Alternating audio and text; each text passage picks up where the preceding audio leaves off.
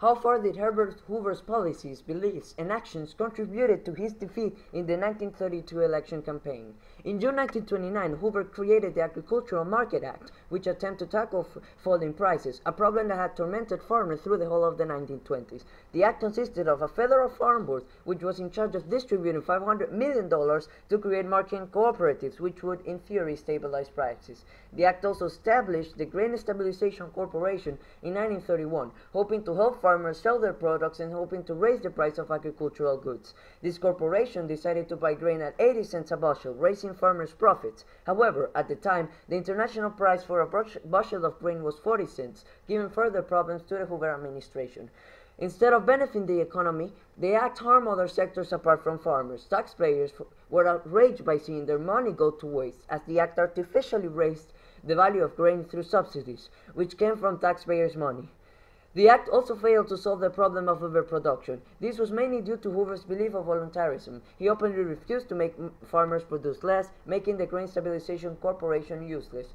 In addition, as the prices of grain were artificially raised, the price of imports was cheaper than the domestic products. As a result, the Congress set a tariff known as the Hawley-Smoot tariff, which had an average of 40% on imported agricultural goods. These tariffs caused retaliatory tariffs abroad, damaging American trade and the American economy. These policies harmed the economy even further. This made the situation worse for the average American. As a result, people started to realize that Hoover was incapable of dealing with the nation's problems. Eventually, Hoover was portrayed as a weak leader and started heavily to lose support from the farmers and the taxpayers. This source here is criticizing Hoover's policies. Hoover actually is not doing enough to solve the problem. He's not doing enough to solve the hard times coming, symbolizing the Depression. He's only setting scarecrows to scare hard times. However, it is not actually solving these hard times. He may be trying, but his agricultural policies are not enough. This source is quite strong,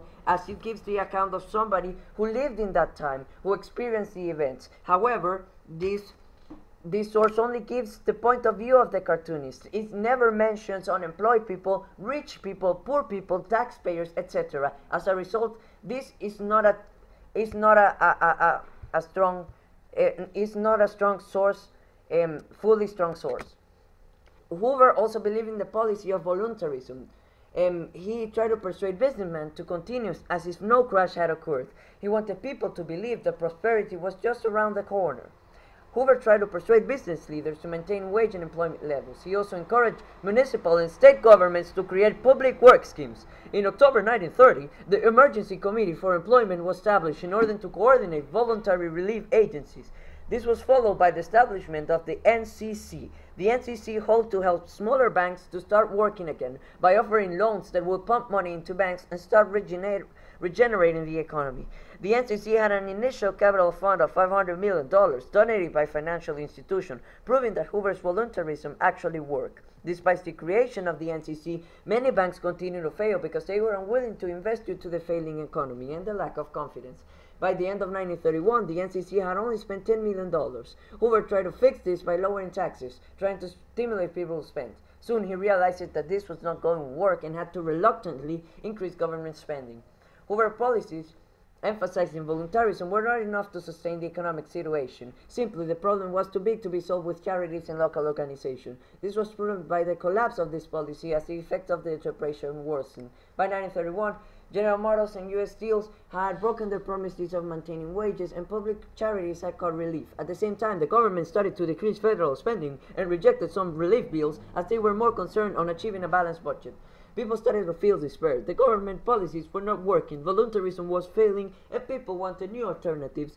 The middle and working classes were the most affected, especially workers and farmers. This meant many Americans turned to the Democrats, shown by the Republicans losing the control of the House of Representatives and by Hoover losing the 1932 elections. In here we can see the harsh situation that was going on in the American society and how voluntarism wouldn't solve this. The Bonus March was an event that led to many criticisms to Hoover. Many war veterans who had been promised a bonus be paid in 1945 were unemployed.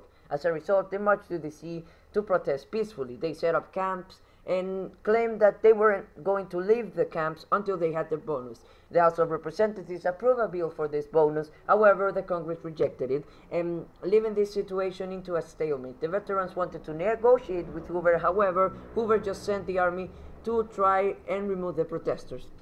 Street fighting broke up. The army and police used tear gas, burned camps, killing 2 protesters. This event consolidated President Hoover as the enemy of the people. He showed the American public that he had no tolerance, as seen in this source where police are beating veterans. He had no tolerance and compassion for those who were not employed and demanded help. This event was shameful for Hoover and proved his ineffectiveness as a leader. This is backed up by his comment, "Thank goodness we still have government which knows how to deal with a mob." This event led to further criticism to Hoover's example in this source. This source is making an allusion, comparing Hoover to Kaiser Wilhelm. Kaiser Wilhelm, the German monarch responsible for the outbreak of the First World War. Kaiser Wilhelm wanted to solve everything through force, and Hoover is compared to him, basically. But however, can Hoover be justified? Was he that bad? Well, actually, Hoover had his hands tied.